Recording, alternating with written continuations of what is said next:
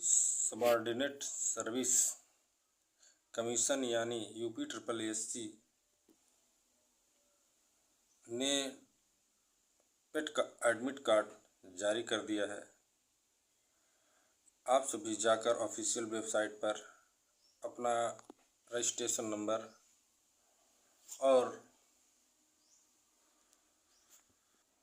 password डालकर admit card download कर लें और अपनी तैयारी में जुट जाएं, क्योंकि अब ज़्यादा दिन नहीं बचे हैं, 1 से 2 दिन बचे हैं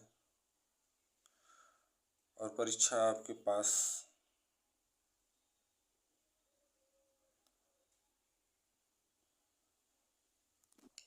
हमारी तरफ से सभी UPSSC पेट कैंडिडेट को ढेर सारी